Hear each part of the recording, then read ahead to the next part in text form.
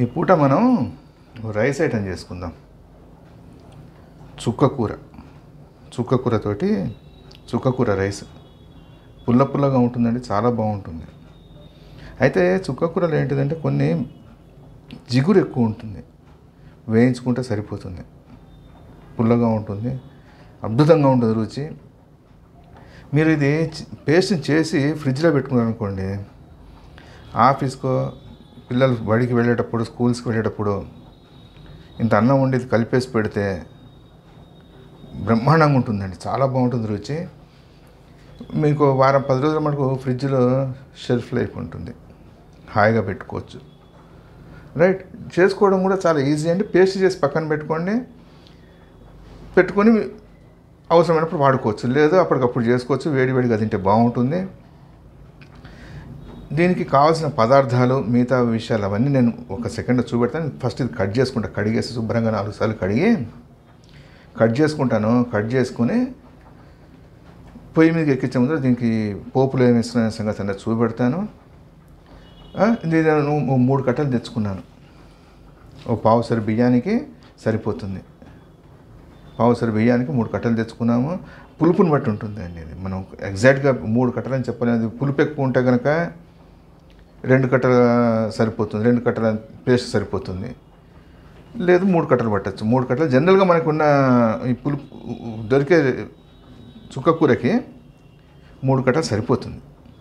Right, నేను 1/2 kilo rice ఉడకబెట్టుకుంటే పొడిగా ఉడకబెట్టుకుందాం. దీన్ని కట్ చేసుకుంటాను, వెంటనే మీ దగ్గరికి వస్తాను.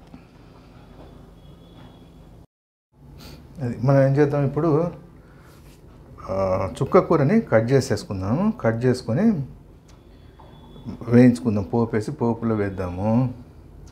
చుక్కకూరకు ఉన్న ప్రత్యేకత ఏంటంటే అది 365 days దొరుకుతుందండి, అవైలబుల్ ఉంటుంది మనకి మార్కెట్లో. చక్కగా పుల్లగా దొరుకుతుంది. కాబట్టి మనకి అది దొరకదు అన్న ప్రాబ్లం ఉండదు. సరే, నేను ఇప్పుడు మనకి దీనికి కావాల్సిన పదార్థాలు ఏంటో చూద్దాం. నేను ఒక 1/2 సేరు బియ్యము, 3 కట్టల చుక్కకూరకి నేను చెప్పే సామాన్లు ఇవి. 2 చెంచాల ధనియాలు, ఒక 1/2 టేబుల్ స్పూను మెంతులు, 1 టేబుల్ స్పూను ఆవాలు, 1 టేబుల్ స్పూన్ జీలకర్ర.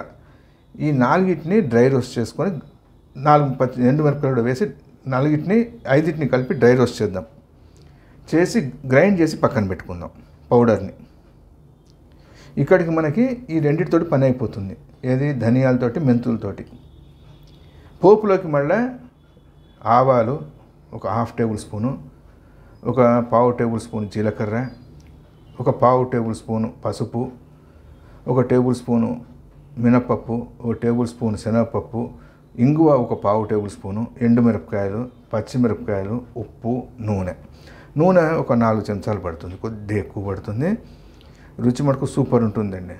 ఏం చేద్దాం, ఫస్ట్ పల్లీలు ఒక కొన్ని తీసుకుందామండి. 10-20 పల్లీలు తీసుకుందాం. పల్లీలు మొత్తం మనకి రావద్దు, అక్కడక్కడ రావాలండి, అప్పుడప్పుడు రావాలి. తర్వాత జీడిపప్పు కూడా పీస్ చేసుకోండి, మధ్యకి విరగొట్టేసి 2 భాగాలుగా చేసుకుంటే బాగుంటుందండి, తగులుతూ ఉంటుంది. పెద్దగా ఉంటే కనుక డిస్టర్బ్ అవుతుంది, అంటే రుచి బాగుంటుంది. ఇదేంటిదంటే ఎక్కువసేపు వస్తుంటుంది. అలానే మనం ఎక్కువ వేసుకున్నాం అనుకోండి, ఇవి డామినేట్ చేస్తుంది జీడిపప్పు. అందుకని జీడిపప్పుని ముక్కలు చేసుకుని వేసుకుందాం. ఉప్పు 1.5 టేబుల్ స్పూన్ పడుతుంది. రైట్, నూనె 4 టేబుల్ స్పూన్ చెప్పే కదా. ఇది అంటే ప్రాసెస్లోకి మనం వెళ్ళిపోదాం. కరివేపాకు ఒక రెబ్బటి కరివేపాకు పడుతుంది. మనం ప్రాసెస్లోకి వెళ్దామంటే ఫస్ట్ ఇవి 2 వేయించేసుకుందాం. వేయించుకున్న తర్వాత మిగతా కార్యక్రమాలు చూద్దాం. ఈ లోపల మీరు ఛానల్ని సబ్స్క్రైబ్ చేసుకొని వీడియోని షేర్ చేసి ఒక లైక్ కొట్టి రండి.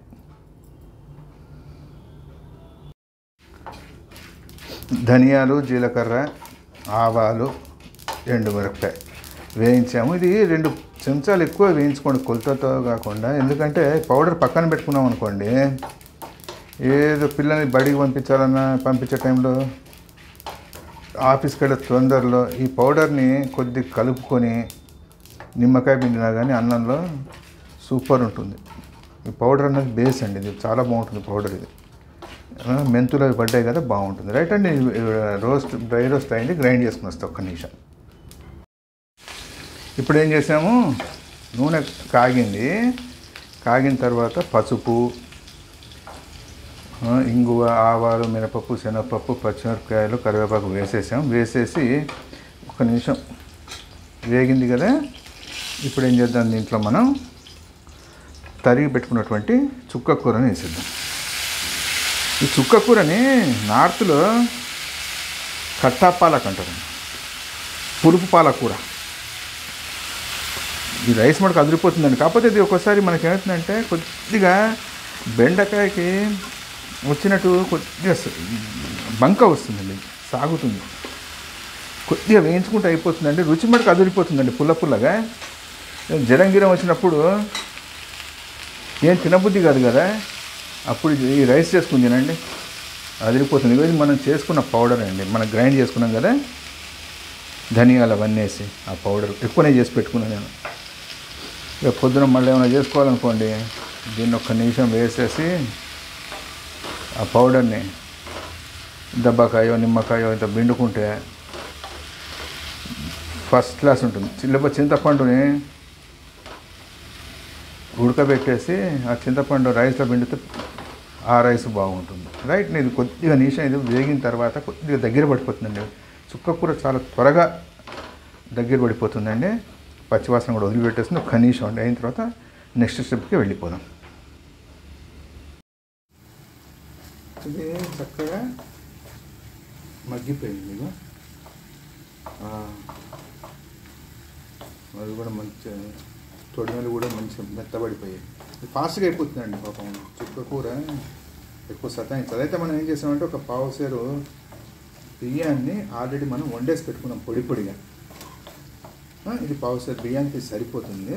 నేను ఇప్పుడు నెక్స్ట్ స్టెప్లోకి వెళ్ళిపోతాను. నేను దింపేస్తా, కొద్దిగా చల్లారినాయండి. చల్లారిన రోజు కలుపుకుందా, చేయగలుగుతుంది. లేకపోతే అన్నం మనకి చల్లారిపోయింది. చుక్క కూర పేస్ట్ వేసేసాం. ఈ పేస్ట్ని మీరు చేసి ఫ్రిడ్జ్లో పెట్టుకుంటే 2 రోజులు ఉంటుందండి. ఈ పౌడర్ కూడా ఏది ధనియాలు, మెంతులు అవి వేసి చేసుకున్నాం, ఎండుమిరపకాయ, జీలకర్ర, ఆ పేస్టు. ఉప్పు ఇప్పుడు వేసుకుందాం. ఉప్పు ఇది పులుపు కదా, పులుపు ఉప్పుని గుంజేస్తుంది. కాబట్టి ఉప్పు చూసి వేసుకోండి, కొద్దిగా ఎక్కువనే పడుతుందండి దీంట్లో. ఇప్పుడు జీడిపప్పును పల్లీలు మనం వేయించి పెట్టుకున్నాం కదా, అవి వేసేసుకొని మొత్తాన్ని ఒకసారి కలుపుదామండి. ఒక్క నిమిషం కలిపేస్తాం. ఇది మనకి ఉప్పు అవన్నీ కలిపేసాము, పొడి కూడా కలిపాం కదా, దాంతో ఇంకా రుచి అద్భుతంగా ఉంటుంది. చేసి ఒక అర్ధగంట వదిలిపెట్టేద్దామండి దీన్ని. అర్ధగంట వదిలిపెడితే ఏమవుతుంది, కొద్దిగా సెట్ అవుతుంది.